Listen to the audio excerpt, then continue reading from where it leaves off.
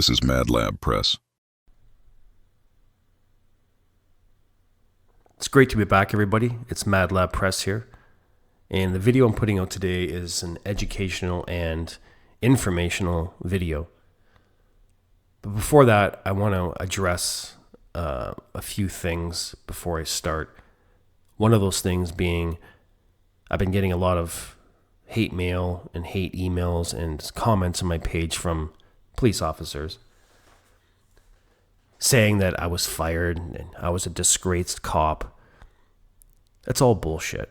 Okay, I'm telling you right now. I retired on my own accord.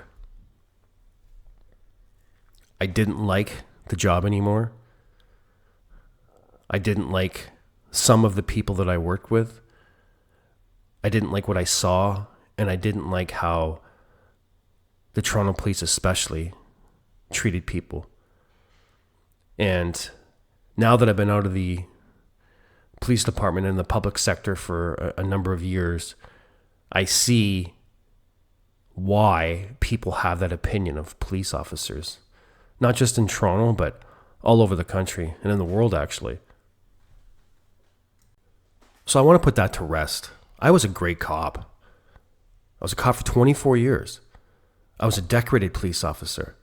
I've made numerous arrests, great arrests, and I did my job very well. But after a while of doing it, I began to see the cracks in the system. And they're big cracks. But they just keep getting fixed and mended. Quick fix, I should say. And mended by not only the police themselves, but the Toronto Police Union, especially John Reid. Likes to cover up everything. Likes to deny everything instead of addressing it.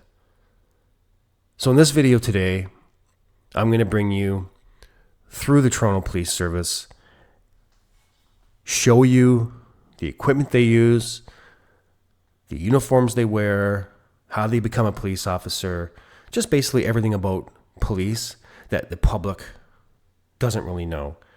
And I think showing the public this will give them the power that they need to deal with tyrant and corrupt police officers when they get pulled over or just every day when they're dealing with them. So I really want to educate the people, and I want to show them exactly what I know, my knowledge from being a police officer for that long. And I want to pass it on to you so you can learn also and be educated. So please hit the like button. Please subscribe. It helps my channel thrive. And I hope you enjoy the video. And always remember, knowledge is power.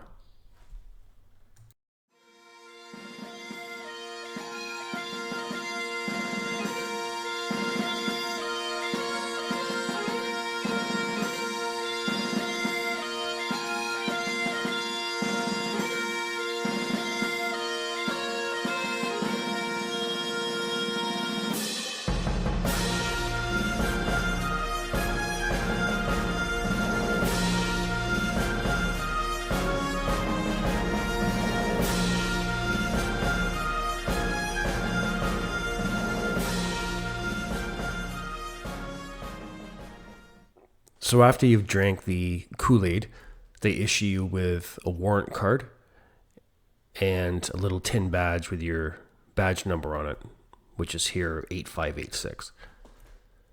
So on the card itself, the first box here shows the officer's badge number. The second box shows the date of issue when the card was issued to the officer. The third is the officer's name. And the fourth box here is the officer's rank. In this instance, he happens to be just a constable. So what we have here is a divisional map of the Toronto Police Service. The little circle there is D41, which stands for Division 41 or 41 Division. It's in the east end of Toronto in Scarborough. And the pink area in this large circle here, that's called 4 District. So if you ever hear of any officers talking about, 4 District or 5 District, then you'll know what they're talking about. 5 District would be like 51 Division, 53 Division, 55 Division, and so on. So police refer to this car as their scout car, not a police car. They've had it for about 7 or 8 years. On the side of the car, it has decals that light up when a headlight hits it. And there's always a 4-digit number on the back of the car. The first 2 numbers are the division that the officer works at. So in this case, it's 54 division. And a lot of times when I was working, they would refer to that officer from Scout Car 5422. That would be their call sign. So that's what the dispatcher would call him over the air as, is 5422.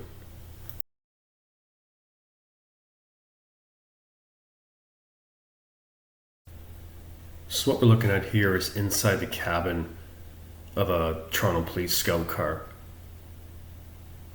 It looks complicated, but it's not. So the first arrow here, that's your radio that you are in contact with dispatch and other officers and your supervisor while on the road.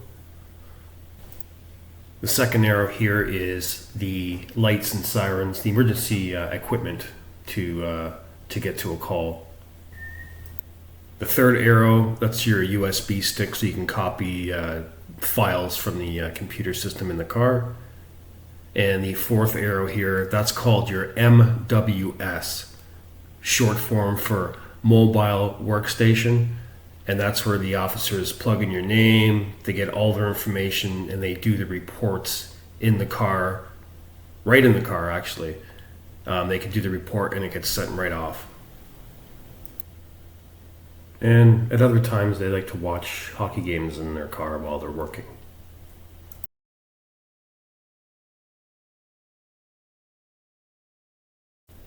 So now let's move on to body cams.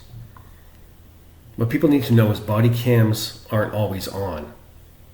As soon as a cop is involved in an investigative or enforcement related matter with the public, they have to go on. And they must tell you that you're being recorded. They can't record you secretly. They have to tell you you're being recorded, you're being filmed, and you're being taped. Your voice is being taped.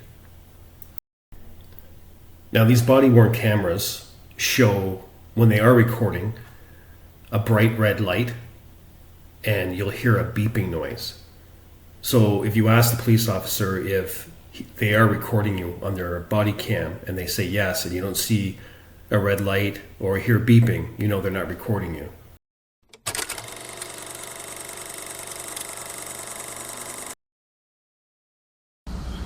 Okay, we got a quick demonstration of our in-car camera system put on by PC Pappy. PC Pappy, how you doing, bud? Good, Randy. Good. What happens when you activate the emergency equipment inside a Toronto Police vehicle? Randy, once the emergency equipment is activated, the camera system will start recording. Okay, and that's a camera at the front? That's correct. And what does it record? Records everything that's directly in front of the Scout car. So when you turn it on, it starts recording? It'll start recording, but it'll go back 30 seconds prior to the activation. So there's a good chance you'll catch the offense on camera then? If it was in front of the motor vehicle, yes. Very good. Thank you very much. Thank you, Mad Lab.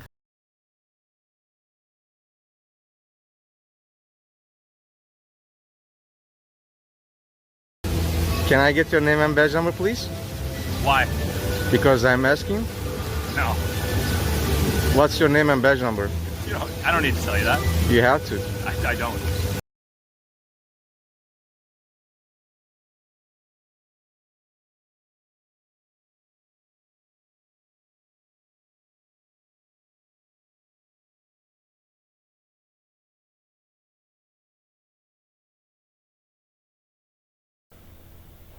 I got 3 videos coming up, and they're 3 videos that I was involved in with 3 separate police officers, Toronto police officers, and not one of them identified themselves to me when they came up to me, approached me.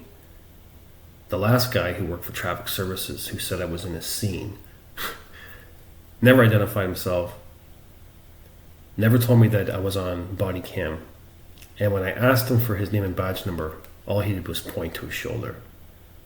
Now that's got to stop.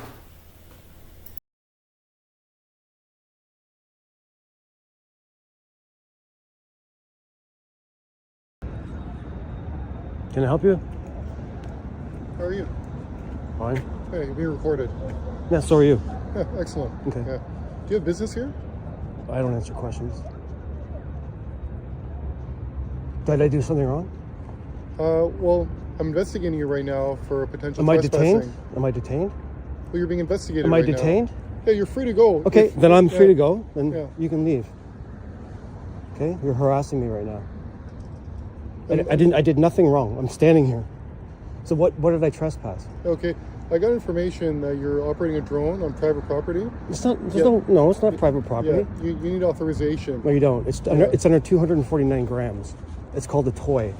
Yeah. You can check it out. It's called the DJI Mini. Yeah, no. And it's I'm- 249. Yeah, no, I'm aware of Okay. that regulation. Yeah. But unfortunately, you can't operate without permission on private property, and you're on private property.